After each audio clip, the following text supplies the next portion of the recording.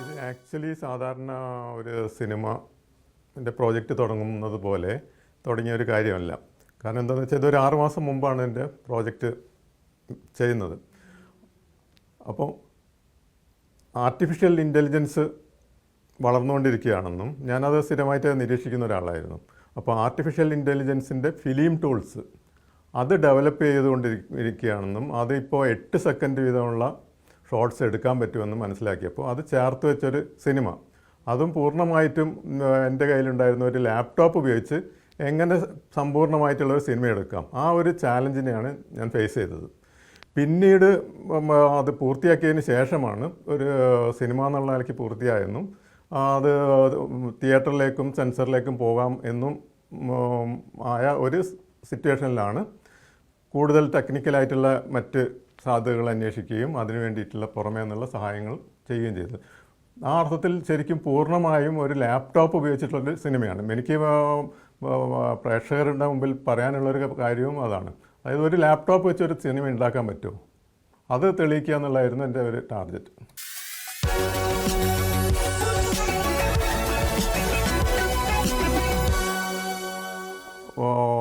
മലയാളത്തിൽ നിരവധി പ്രോജക്റ്റുകൾ ഇപ്പോൾ അനൗൺസ് ചെയ്യപ്പെട്ടിട്ടുണ്ട്. പക്ഷേ നമ്മളത് പൂർത്തിയാക്കി സെൻസർഷിപ്പിൽ പോയതുകൊണ്ട് ആദ്യത്തെ സിനിമ, അതുമാത്രമല്ല ഒരു സയൻറ്റിഫിക് ത്രില്ലർ എന്നുള്ള ഒരു തീം കേരളത്തിൽ അല്ലെങ്കിൽ മലയാള സിനിമയിൽ അധികം പരീക്ഷിച്ചില്ലാത്തതാണ്. കാരണം അതിന് കൂടുതൽ സാങ്കേതിക വിദ്യകളുടെ സഹായം ആവശ്യമുണ്ടാകും. അതായത് എൻ്റെ ഈ സിനിമേൻ്റെ പ്ലോട്ടിൽ ഭൂമിയുണ്ട്, കടലിൻ്റെ അടിയിലുണ്ട്, ആകാശത്തുണ്ട്, ഇങ്ങനെ പ്രവർത്തിക്കുന്ന ഒരു പ്ലോട്ടാണ്. അപ്പോൾ അങ്ങനെ ഒരു പ്ലോട്ട് സാധാരണ സിനിമയിൽ ഉണ്ടാക്കിയെടുക്കുക ബുദ്ധിമുട്ടാണ്. പക്ഷേ എയിൽ അത് സാധ്യമാണ്. അപ്പോൾ ആ ഒരു സാധ്യത ഉപയോഗിച്ചുകൊണ്ടാണ് ഈ സിനിമ എൻ്റെ പ്രോജക്റ്റ് മുന്നോട്ട് പോയത്.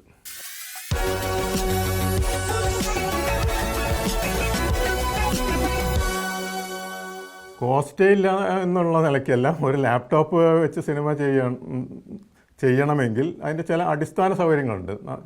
നമുക്ക് പൊതുവെ ഒരു IT കമ്പനിയുടെ ഒരു ബാക്കപ്പ് ഉള്ളതുകൊണ്ട് ഈ AI ടൂൾ പഠിക്കുക, AI ടൂളിന് പഠിച്ചാൽ മാത്രമല്ല ഒരു സിനിമ എന്നുള്ള സങ്കല്പത്തിൽ, കാരണം നമ്മുടെ മുമ്പിൽ മാതൃകകൾ കാര്യമായിട്ടില്ല. ഒരു മുഴുനീള സിനിമ 5 മിനിറ്റ് 10 മിനിറ്റ് ഷോർട്ട് ഫിലിമൊക്കെ ഉണ്ട്. അല്ലാതെ ഒരു മുഴുനീള സിനിമേൻ്റെ മാതൃകകളൊന്നും ഇല്ലാത്തത് കൊണ്ട് ഈ ഒരു ബാക്കപ്പ് ഉള്ളതുകൊണ്ടാണ് അത് സാധ്യമായത്. അപ്പോൾ ഒരാൾ ഒരു ലാപ്ടോപ്പ് ഉപയോഗിച്ച് ചെയ്യുകയാണെങ്കിലും 2-3 മാസം എടുത്തിട്ടായിരിക്കും ചെയ്യുക. അപ്പോൾ അതിനൊരു മൂല്യം ഉണ്ടാവും. പിന്നെ ഇതിന് മുഴുവൻ റെൻറ്റ് ആവശ്യമുണ്ട്. അതായത് നമ്മുടെ AI ടൂളുകൾ ഉപയോഗിക്കുന്നതിന് മന്ത്ലി റെൻറ്റുകൾ കൊടുക്കണം. അപ്പോൾ ആ നിലയിലൊക്കെ സാമ്പത്തികമായ ചിലവുകൾ വരും. പക്ഷേ നിലവിലുള്ള സിനിമയിൽ നിന്ന് വ്യത്യസ്തമായിട്ട് അപേക്ഷിച്ച് നോക്കുമ്പോൾ വളരെ ചിലവ് കുറഞ്ഞതാണ്.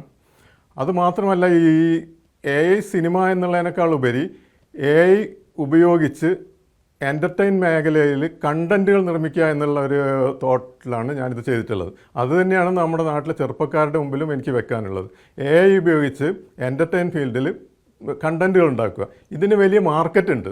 ശരിക്കും ഒരു വലിയ വേൾഡ് ലെവലിലുള്ള ഒരു ബിഗ് ബിസിനസ്സായിട്ട് ഇത് വളർന്നുകൊണ്ടിരിക്കുകയാണ്. ഇപ്പോൾ അംബാനി പോലുള്ള പ്ലാറ്റ്ഫോമുകൾ പോലും അവർ വലിയ പ്രോജക്റ്റുകൾ പ്രഖ്യാപിച്ചു കഴിഞ്ഞു AI കണ്ടൻറ്റുകൾ ഉണ്ടാക്കാൻ. അപ്പോൾ വാസ്തവത്തിൽ നമ്മുടെ രാഷ്ട്രീയക്കാരും നിങ്ങൾ പ്രത്യേകിച്ച് മാധ്യമപ്രവർത്തകരും ഈ സർക്കാരിൻ്റെ ശ്രദ്ധയിൽപ്പെടുത്തേണ്ടതാണ്. കാരണം ഇങ്ങനൊരു ഓപ്പർച്യൂണിറ്റി ഇപ്പം നിലവിലുണ്ട്. അതായത് നമ്മുടെ ചെറുപ്പക്കാർ വിദ്യാസമ്പന്നരാണ്, അവർക്ക് ഇംഗ്ലീഷ് ലാംഗ്വേജിൽ നല്ല പ്രാവീണ്യമുണ്ട്. അപ്പോൾ അതുകൊണ്ട് ഒരു ലാപ്ടോപ്പും മറ്റ് അടിസ്ഥാന സൗകര്യങ്ങളും ഒരുക്കി കൊടുത്താൽ നമ്മുടെ ചെറുപ്പക്കാർക്ക് ധാരാളമായിട്ട് AI കണ്ടൻറ്റുകൾ, അതായത് എൻ്റർടൈൻമെൻറ്റിന് വേണ്ടിയിട്ട്, അത് സിനിമ എന്നുള്ള ഇന്നത്തെ രൂപത്തിൽ തന്നെ ആവണമെന്നില്ല, അത് പല രൂപങ്ങൾ ആർജിക്കാം. മാത്രമല്ല ഒരു 2-3 വർഷം കൊണ്ട് AI ഒന്നും കൂടെ അടുത്ത സ്റ്റെപ്പിലേക്ക് AGI എന്നുള്ള പ്ലാറ്റ്ഫോമിലേക്ക് വരികയാണ്. അപ്പോൾ ആ AGI വരുന്നതോട് കൂടിയിട്ട് ഇൻ്ററാക്റ്റീവ് ആയിട്ടുള്ള കണ്ടൻറ്റുകളായിരിക്കും ഇനി വരിക. ഞാനൊരു സിനിമ ഉണ്ടാക്കിയാൽ പ്രേക്ഷകർ അല്ലെങ്കിൽ കാണികൾ വെറുതെ ഇരിക്കേണ്ടി വരില്ല. അതിൽ ഇൻ്ററാക്ട് ചെയ്യാൻ പറ്റുന്ന രീതിയിലുള്ളൊരു സിനിമ എന്നുള്ള സങ്കല്പമാണ് ഭാവിയിലേക്ക് വരുന്നത്. അപ്പോൾ ഇതൊക്കെ നേരത്തെ മനസ്സിലാക്കി അതിനുവേണ്ടി തയ്യാറെടുത്താൽ നമ്മുടെ അതായത് AI വരുമ്പം ജോലി പോകുന്നു എന്നുള്ള ഒരു പരിഭവമാണ് സാധാരണ ഉയർന്നു കേൾക്കുന്നത്. ഞാൻ പറഞ്ഞത് AI വരുമ്പോൾ ഉണ്ടാകുന്ന പുതിയ തൊഴിൽ സാധ്യതകൾ മനസ്സിലാക്കി അതിലേക്ക് ചെറുപ്പക്കാരെ കൊണ്ടുവരാൻ കൂടി ഒരു പ്രചോദനമാവണം എൻ്റെ ഈ പ്രോജക്റ്റ് എന്നാണ് എനിക്ക് പറയാനുള്ളത്.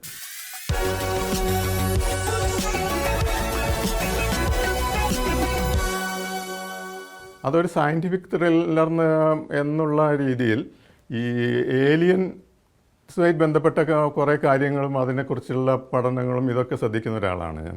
അപ്പോൾ അതുകൊണ്ട് തന്നെ ഒരു ഏലിയൻ ബേസ്ഡ് ആയിട്ടുള്ള, അതായത് ഒരു ഏതൊക്കെയോ കാരണങ്ങൾ കൊണ്ട് ഒരു ഏലിയൻ നമ്മുടെ നാട്ടിലേക്ക് എത്തിപ്പെടുന്നു, ഏലിയൻ്റെ ഒരു വാഹനം, അതിനെ തുടർന്നുള്ള സംഭവ വികാസങ്ങളാണ് ഈ സിനിമയിൽ പ്രതിപാദിച്ചിട്ടുള്ളത്. അപ്പോൾ അതിൽ തന്നെ നമ്മുടെ ഭൂമിയിലും ആകാശത്തും അതുപോലെ കടലിനടിയിലും ക്യാമറയെ കൊണ്ടുപോകാവുന്ന രീതിയിലേക്കാണ് അതിൻ്റെ പ്ലോട്ട് വികസിപ്പിച്ചെടുത്തത്. ഇപ്പോൾ ഉദാഹരണത്തിന് പറയുകയാണെങ്കിൽ നമ്മുടെ ഗുജറാത്തിൻ്റെ തീരത്ത് ഈ ആഴക്കടൽ പര്യവേഷണം നടത്തിയ ശാസ്ത്രജ്ഞന്മാർ വെളിപ്പെടുത്തിയ ഒരു കാര്യം, ഒരു നഗരം പൂർണ്ണമായും കടലിനടിയിൽ പോയി ഇതിൻ്റെ തെളിവുകളാണ് അവർ സ്വീകരിച്ചത്. അപ്പോൾ അത് നമ്മുടെ എന്താ പറയുക, നമ്മുടെ ഭാരതത്തിലെ ചില മിത്തുകളുമായി കണക്ട് ചെയ്തിട്ടാണ് ഈ സിനിമ ഡെവലപ്പ് ചെയ്തത്. അതായത് കടലിനടിയിൽ ദ്വാരക മുങ്ങിപ്പോയതാണെന്നും ആ ദ്വാരകയിലാണ് ഏലിയൻസ് താവളമടിച്ചതെന്നും എന്നുള്ള രീതിയിലാണ് ആ കഥ ഡെവലപ്പ് ചെയ്തത്. അപ്പോൾ ഈ ചരിത്രവും മിത്തുകളും ടെക്നോളജിയും എല്ലാം കൂടി ചേർത്തിട്ടുള്ള ഒരു സിനിമയാണ്. അത് കാഴ്ചക്കാർക്ക് ഒരു നല്ല അനുഭവമായിരിക്കും. സിനിമ എന്നുള്ള നിലയ്ക്ക് എത്രത്തോളം പെർഫെക്റ്റ് ആണെന്ന് എനിക്ക് പറയാൻ കഴിയില്ല. കാരണം AI ടൂൾസ് ഇപ്പോഴും പിച്ച വെക്കുന്ന ശിശുവാണ്, അത് വളർന്നുകൊണ്ടേ ഇരിക്കുന്നതാണ്. അപ്പോൾ ഒരു 6 മാസം ഇന്നാണ് ഞാൻ ആ സിനിമേൻ്റെ പ്രോജക്റ്റ് തുടങ്ങുന്നതെങ്കിൽ ഇതിനേക്കാൾ കുറച്ചുകൂടി ഗുണമേന്മയുള്ള പ്രോഡക്റ്റ് നമുക്ക് വയ്ക്കാൻ പറ്റിയത്. ഇത് ഞാൻ 6 മാസം മുമ്പ് ചെയ്ത ഒരു പ്രോജക്റ്റാണ്.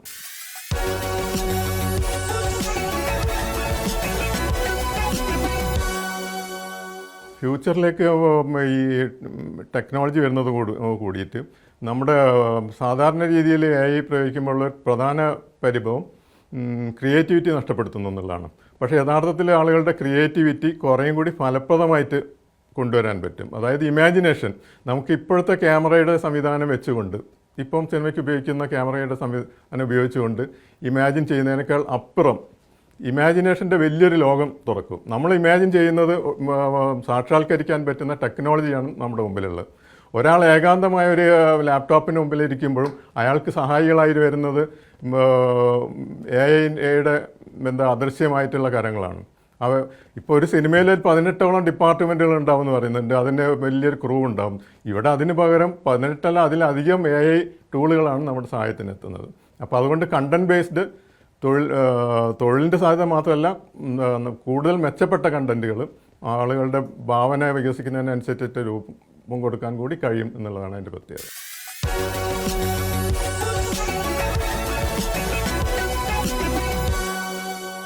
ഇതിൻ്റെ വർക്ക് തുടങ്ങിയിട്ട് ഇപ്പം പറയുമ്പോൾ ശരിക്കും ഒരു 9 months ആയെന്ന് പറയാം. അതിൻ്റെ വർക്ക് തീർക്കാൻ ആദ്യത്തെ 3 മാസമാണ് തീർക്കാനെടുത്തത്. പിന്നീട് ആണ് ഇതിൻ്റെ ടെക്നിക്കലായിട്ടുള്ള കാര്യങ്ങൾ, അതായത് നമുക്ക് ഈ സിനിമ പുറത്ത് പ്രദർശിപ്പിക്കണമെങ്കിൽ സെൻസർ സർട്ടിഫിക്കറ്റ് എടുക്കണം, അതിനനുസരിച്ച് തിയേറ്ററിലേക്ക് കണ്ടൻറ്റിൻ്റെ ഫോർമാറ്റ് മാറ്റണം.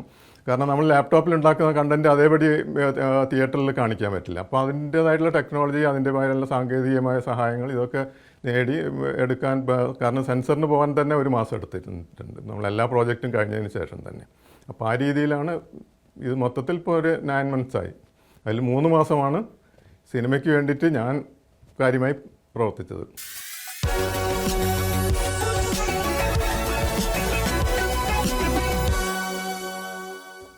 ഈ 6 മാസത്തെ പ്രവർത്തനം എന്ന് പറയുന്നത് ഞാൻ സൂചിപ്പിച്ചല്ലോ, നമ്മൾ ലാപ്ടോപ്പിലൊരു MOV ഫോർമാറ്റിൽ ഒരു വീഡിയോ ഉണ്ടായിക്കഴിഞ്ഞാൽ അത് തിയേറ്ററിലേക്ക് കൊണ്ടുവരണമെങ്കിലും ചില ഘടകങ്ങൾ കൂടി ചെയ്യേണ്ടതുണ്ട്. അതിൻ്റേതായ ഇതിൽ ചില ടെക്നോളജിയുടെ ബാക്കപ്പ് വേണം, പുറമേയുള്ള സാങ്കേതിക സഹായം വേണം. പിന്നെ ഈ AIക്ക് ഇപ്പോഴും ഒരു പരിമിതിയുണ്ട്. മലയാളം ലാംഗ്വേജ് കൃത്യമായിട്ട് അതിൽ കിട്ടില്ല, ഇംഗ്ലീഷ് ലാംഗ്വേജ് പോലെ ഉച്ചാരണം കൃത്യമായി കിട്ടില്ല. അതുകൊണ്ട് തന്നെ മലയാളം കുറേ ഭാഗങ്ങൾ ഡബ് ചെയ്യേണ്ടി വന്നു. അപ്പോൾ അങ്ങനെയൊക്കെ പുറമേയുള്ള സ്റ്റുഡിയോനെ ആശ്രയിക്കുമ്പം അവർക്ക് പരിചിതമല്ലാത്തൊരു മേഖലയായതുകൊണ്ട് പലതും അവരുടെ കൂടെ നിന്ന് നമ്മൾ പറഞ്ഞു കൊടുക്കേണ്ടി വന്നു. അപ്പോൾ ആ രീതിയിൽ കുറച്ച് ഡിലേ വന്നു.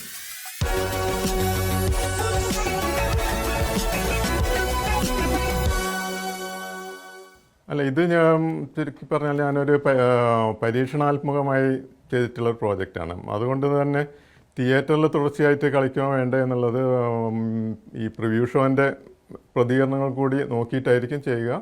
പിന്നെ വേൾഡ് വൈഡായിട്ട് OTT പ്ലാറ്റ്ഫോമിലൂടെ റിലീസ് ചെയ്യാൻ പറ്റുന്നത്. അതായത് നമ്മൾ സാധാരണ യൂട്യൂബിൽ റിലീസ് ചെയ്യുന്നത് പോലെയല്ല, ഇതിൽ OTT പ്ലാറ്റ്ഫോമിൽ തന്നെ നമുക്ക് തിയേറ്ററിൽ പോലെ ടിക്കറ്റ് വെച്ച് പ്രദർശിപ്പിക്കാൻ സാധിക്കും. പ്രത്യേകിച്ചും സെൻസർ കിട്ടിയൊരു പ്രോഡക്റ്റ് ആയതുകൊണ്ട്.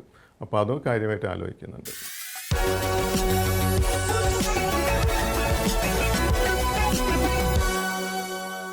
ടിക്കറ്റ് ഫോർമാറ്റ് നമുക്കൊരു സിനിമ കാണുന്നതിന് ഇപ്പോൾ അങ്ങനെ ഒരു സംവിധാനം ഉണ്ട്. ഇപ്പം ഗൂഗിൾ മൂവി എന്നൊക്കെ പറഞ്ഞിട്ടും അതുപോലെ ആമസോണിലും ഒക്കെ ഉണ്ട്. ഒരു സിനിമ 100 രൂപ കൊടുത്താലും ഒരു സിനിമ നമുക്ക് ഡൗൺലോഡ് ചെയ്ത് കാണാം. അത് വേണമെങ്കിൽ അപ്പോൾ ഒരാൾക്കല്ല ബൈ ഓർ റെൻ്റ് എന്നുള്ള ഫോർമാറ്റിൽ.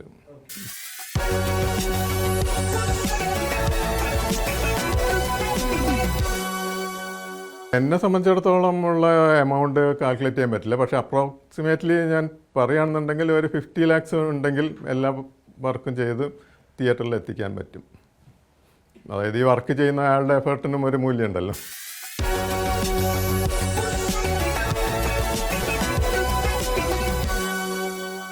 ചിത്രത്തിൻ്റെ ദൈർഘ്യം 90 മിനിറ്റ്. അതായത് ഞാൻ പറഞ്ഞത് നമുക്ക് AI ഉപയോഗിച്ചിട്ട് 8 സെക്കൻഡിൽ ഉള്ള ഒരു ക്ലിപ്പാണ് കിട്ടുക. ഇങ്ങനെ ഈ 8 സെക്കൻഡിൻ്റെ നിരവധി ക്ലിപ്പുകൾ ആഡ് ചെയ്തിട്ടാണ് ഈ 90 മിനിറ്റിലേക്ക് എത്തിക്കുന്നത്.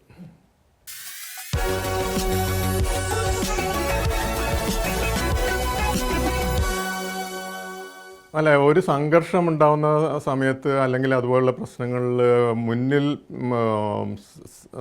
സെക്യൂരിറ്റി ഓഫീസേഴ്സിനെ പോലെ തന്നെ മുന്നിൽ നിന്ന് ആളുകൾക്ക് ഇൻഫർമേഷൻ എത്തിക്കുന്ന ഒരു വിഭാഗമാണ് ഈ ജേർണലിസ്റ്റുകൾ. അപ്പോൾ അതുകൊണ്ട് തന്നെ ആക്രമിക്കപ്പെടുമ്പോൾ എതിരാളികൾ പലപ്പോഴും ഈ ജേർണലിസ്റ്റുകളെ ലക്ഷ്യം വയ്ക്കും. അപ്പോൾ അതുമാത്രമല്ല, ഈ സിനിമ വികസിക്കുന്നത് അന്യഗ്രഹ ജീവികൾ നമ്മുടെ നാട്ടിൽ നിന്ന് ആളുകളെ തട്ടിക്കൊണ്ടുപോയി അവരിൽ നിന്ന് ഭൂമിയുടെ ഡാറ്റ മുഴുവൻ കളക്ട് ചെയ്യുന്ന രീതിയിലുള്ള ഒരു പ്ലോട്ടാണ് ഇട്ടിട്ടുള്ളത്. അപ്പോൾ അതുകൊണ്ട് തന്നെ ഒരു ജേർണലിസ്റ്റിനെ അബ്ഡക്റ്റ് ചെയ്ത് കഴിഞ്ഞാൽ അവർക്ക് ഒരുപാട് മേഖലകളിലെ ഇൻഫർമേഷൻ കളക്ട് ചെയ്യാൻ പറ്റും. അങ്ങനെയാണ് അതിൻ്റെ സിനിമ വികസിക്കുന്നത്.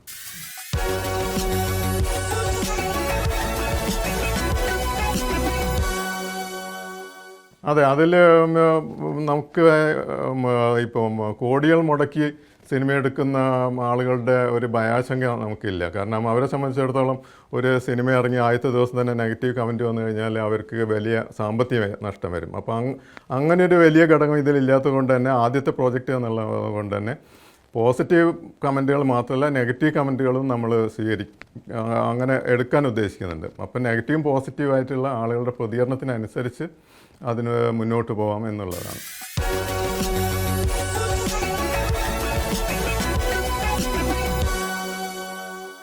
അത് നമ്മളുടെ തന്നെ പ്രൊഡ്യൂസറും നമ്മളുടെ തന്നെ ഗ്രൂപ്പിലുള്ളതാണ്. IT കമ്പനിയുടെ ഓണേഴ്സാണ് അവർ രണ്ടുപേരും. സുബോധ് മണിക്കോത്ത്, ബിന്ധ്യ പൂവത്തിങ്ങൽ, ഇവർ രണ്ടുപേരും SMBS LLP എന്നുള്ള SMBS ഇൻഫോലാബ് LLP എന്നുള്ള കമ്പനിയുടെ ഡയറക്ടേഴ്സാണ്, പാർട്ട്നേഴ്സാണ്. അപ്പോൾ അവരുടെ സപ്പോർട്ടിലാണ് ഇത് വർക്കൗട്ട് ചെയ്തത്.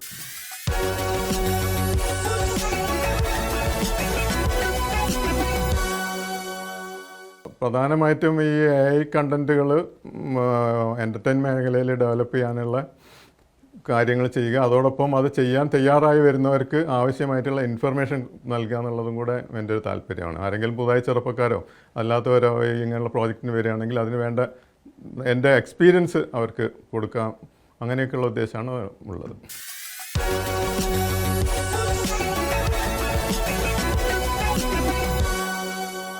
AI കുറിച്ചിട്ട് വ്യക്തമായ ധാരണ നമ്മുടെ സൊസൈറ്റിയിൽ ഇപ്പോഴും ആയിട്ടില്ല എന്നാണ് എൻ്റെ ഒരു നിഗമനം. കാരണം ഈ സിനിമയെക്കുറിച്ചുള്ള പ്രൊപ്പഗൻഡ വന്നിട്ട് പോലും പലരും ഇതിൽ അഭിനയിക്കാൻ ചാൻസ് ഉണ്ടാവുമോ എന്ന് ചോദിച്ച് അന്വേഷിച്ചിട്ടുണ്ട്. അത് തന്നെ നമുക്ക് മനസ്സിലാക്കുന്നത് AI സിനിമ എന്ന് പറഞ്ഞാൽ പോലും അത് വ്യക്തമായിട്ട് അതിൻ്റെ ഒരു ഇൻഫർമേഷൻ സൊസൈറ്റിയിലേക്ക് എത്തിയിട്ടില്ല. കാരണം അത്തരം പ്രോജക്റ്റുകൾ ഇവിടെ വരുന്നത് കുറവാണ്.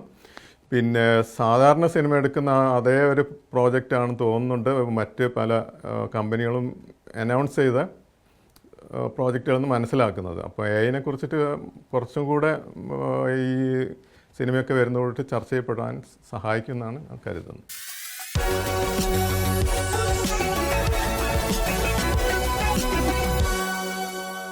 അത് പ്രധാനമായിട്ടും പേഴ്സണലല്ല, സൊസൈറ്റിക്ക് പുതിയ ടെക്നോളജീൻ്റെ ഡെവലപ്മെൻറ്റ് കൂടുതൽ ആരോഗ്യകരമായ രീതിയിൽ അവരുടെ സമൂഹത്തിൻ്റെ വളർച്ചയ്ക്ക് സഹായിക്കാനുള്ള ഒരു ഘടകമായിട്ട് മാറ്റുക. അപ്പോൾ അതിന് ആവശ്യമായിട്ടുള്ള ഇൻഫർമേഷൻ കൊടുക്കുക. ആ നിലയിൽ പ്രതീക്ഷയുണ്ട്. കാരണം ഭാവി ഇനി എഐയുടെ ഒരു കാലമാണ്.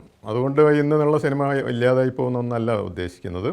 അതിനോടൊപ്പം തന്നെ ഞാൻ സിനിമ എന്ന് പോലും വിശേഷിപ്പിക്കണമെന്ന് ഉദ്ദേശിക്കുന്നില്ല. എൻ്റർടൈൻമെൻറ്റ് മേഖലയിൽ AI കണ്ടൻറ്റുകളുടെ ആവശ്യകത കൂടും. ഇപ്പം തന്നെ നമുക്ക് നോക്കിയാൽ അറിയാം, നമ്മൾ സിനിമ കാണുന്നതിനേക്കാൾ കൂടുതൽ AI കണ്ടൻറ്റ് അല്ലെങ്കിൽ പോലും ആളുകൾ നിത്യേന സോഷ്യൽ മീഡിയയിൽ നിന്ന് എൻ്റർടൈൻമെൻറ്റാണ് ചെയ്തുകൊണ്ടിരിക്കുന്നത്. പ്രധാന സമയം അവർ ഉപയോഗിക്കുന്നത് അതിന് വേണ്ടിയിട്ടാണ് തോന്നുന്നത്. അപ്പോൾ അതിൽ ധാരാളം ക്രിയേറ്റിവിറ്റികൾ സ്വന്തം വീടുകളിൽ ഒരു മൊബൈൽ ക്യാമറയായിരുന്നു കൊണ്ട് ആളുകൾ ചെയ്യുന്നുമുണ്ട്. അപ്പോൾ അത് കുറച്ചും കൂടെ മെച്ചപ്പെട്ട രീതിയിൽ വരും. എൻ്റർടൈൻമെൻറ്റ് മേഖലയിൽ AI കണ്ടൻറ്റുകൾ ധാരാളം വരും എന്ന് തന്നെയാണ് എൻ്റെ പ്രതീക്ഷ.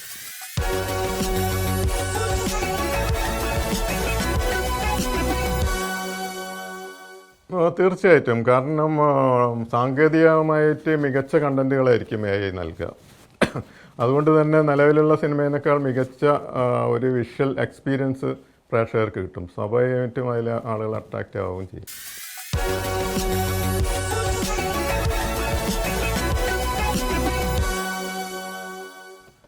ചില പ്രോജക്റ്റുകൾ ഇപ്പോൾ തന്നെ പ്രിപ്പയർഡ് ആണ്. അത് സമയം സൗകര്യത്തിനനുസരിച്ച് ഡെവലപ്പ് ചെയ്യാന്നുള്ളത്. ഇതിൻ്റെ പ്രതികരണം അതുമായിട്ട് യാതൊരു ബന്ധമില്ല. ഇതിൻ്റെ പ്രതികരണം നോക്കുന്നത് AI സിനിമയോട് ജനങ്ങൾ എങ്ങനെ റിയാക്ട് ചെയ്യുന്നുള്ളത് മാത്രമാണ്.